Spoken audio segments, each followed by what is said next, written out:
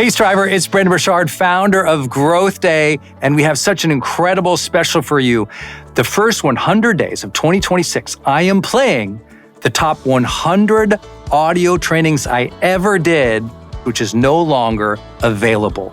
These top 100 episodes are handpicked to share with you some of my top concepts in all of personal and professional development to help you advance your life. For the first 100 days, I will play these audios for you, and I want you to comment below in the Daily Fire to share what did you learn, what did you like, what do you think of these, and really enjoy it as a community. My top 100 personal development lessons begin right now.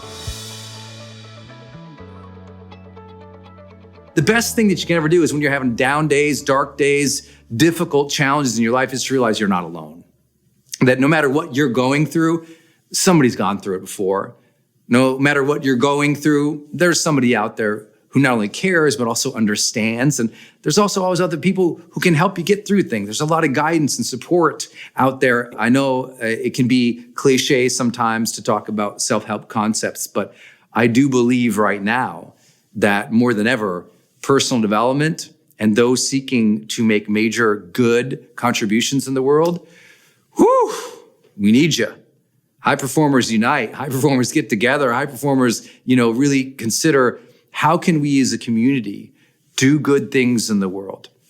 Well, it starts with first learning to master our own selves, master our bad thinking, master our bad habits, master our days where we do allow our negative thinking to impact and influence other people. We got to each be the change. We have to each be the persons who inspire others. We have to each be those who deal with our difficulties and our challenges of life in ways that other people say, you know what? Good job. I see you going through difficulties, but man, you're keeping your head up. I know it's been hard lately, but you know what? You've kept a positive attitude. Because right now, what's being celebrated is when someone's, whining or complaining or speaking with outrage. And the people who aren't being celebrated are those who are keeping an even head. Those who are staying calm amid this storm.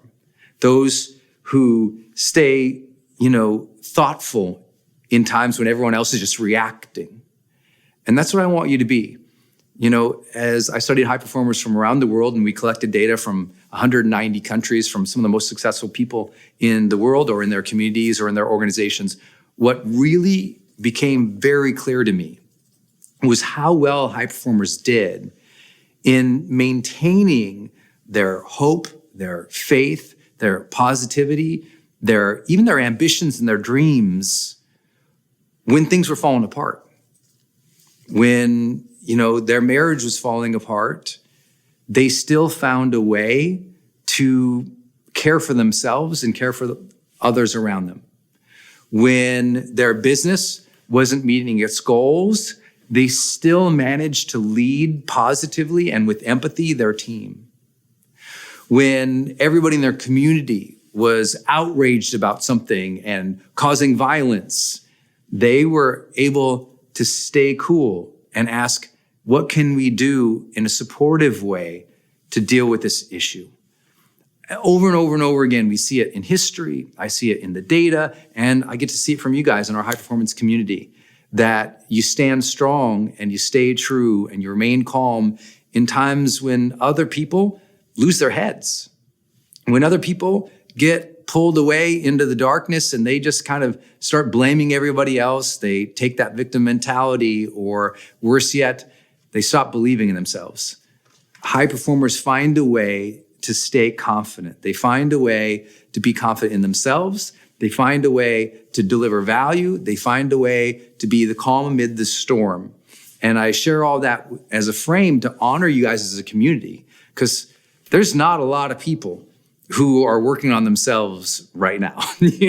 What they're doing is they're expressing themselves and they're angry about something, but they're not working on themselves like you guys are. So what I'd like to do with you today is jump in this topic of how do you deal with those dark times, the major setbacks, or just the deep disappointments of life. And what I'd like to do is jump into this conversation knowing that inevitably with a community from around the world, we've got some folks here who probably have lost a family member in the last weeks, months, or days.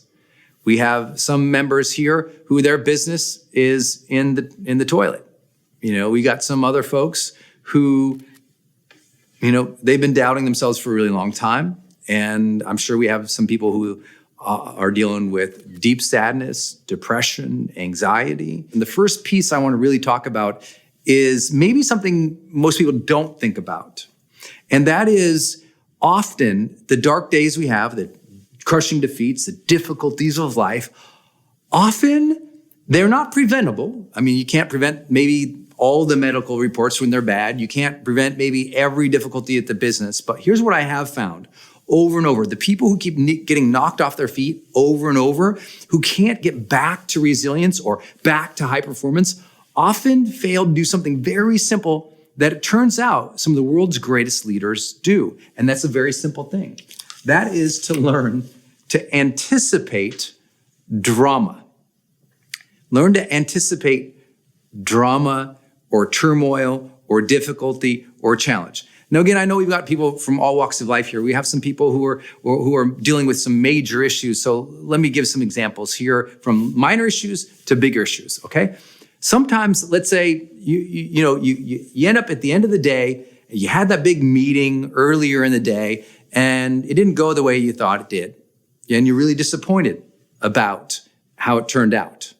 And what happens often is disappointment is often a lack of having not anticipated enough things in advance. And so what ends up happening is you kind of roll in with all these high expectations, but you didn't anticipate the difficulties or the challenges that will come up, right? It turns out a lot of work done by like Jim Collins and other organizational leaders have found out that leaders tend to anticipate drama in the sense that they're a little bit paranoid. They're not paranoid in a negative way or an obsessive way, but they're so thoughtful about what might go wrong that they're less disappointed later on. So, for example, if you're going to go in that big important meeting of the day and you're really excited about this meeting, you're finally going to be vulnerable and share your ideas and be excited about your new dream, your new idea, and you plan out everything you're going to say, and you plan out how to do the close, and you think through everything, and you practice everything. But then in the middle of that meeting, someone goes, well, I think that's a stupid idea. And you didn't anticipate that drama. You didn't anticipate that someone is going to doubt you. Someone is going to object. Someone's going to interrupt you. If you don't anticipate those things, they really throw you off, and they rattle you so much so that later on, you're a hot mess about it. Like later on, you're like, oh my God, I didn't think that person was going to say this, and they did that. Everything in life, if you're going to be a high performer, you might take a step back and say, what's going to trip me up about this?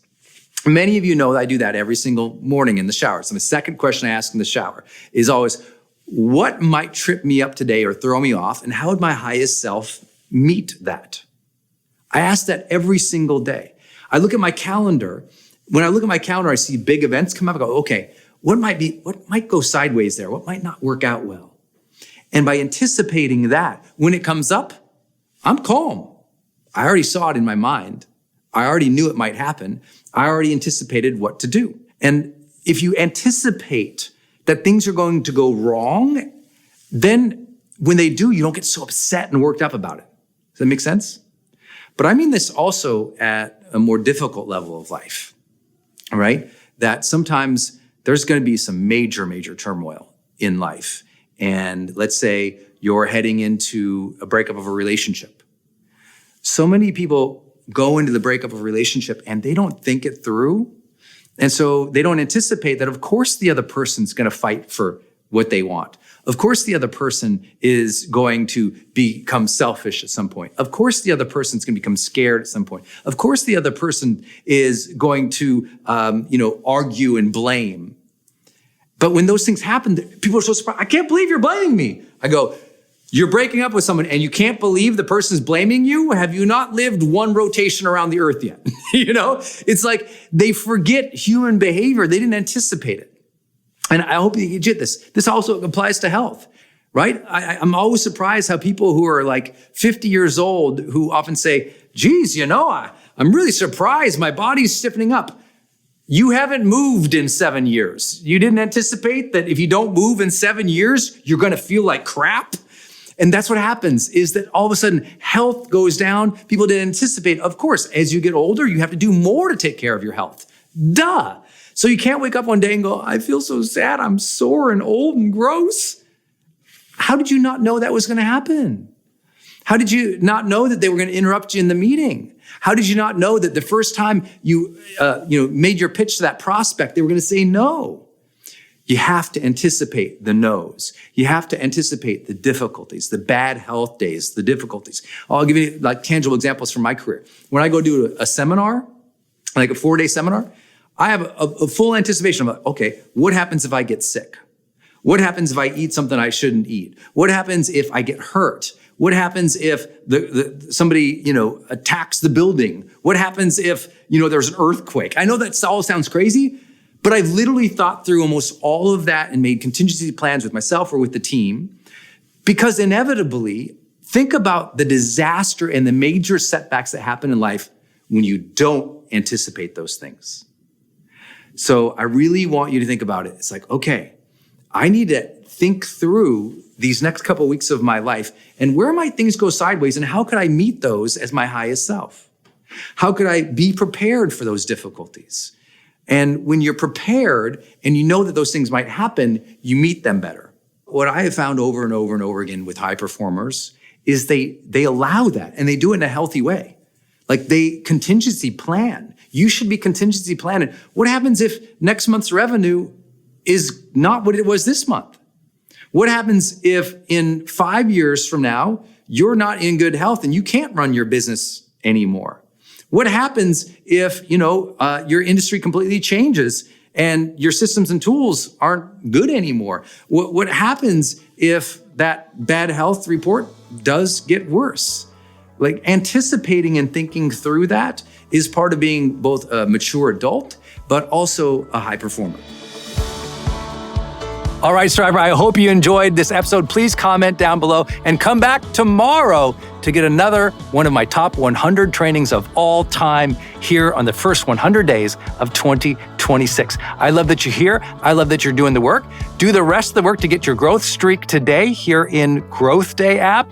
I enjoy you being here. I love that every day is a great day to grow, and we're doing it this year together.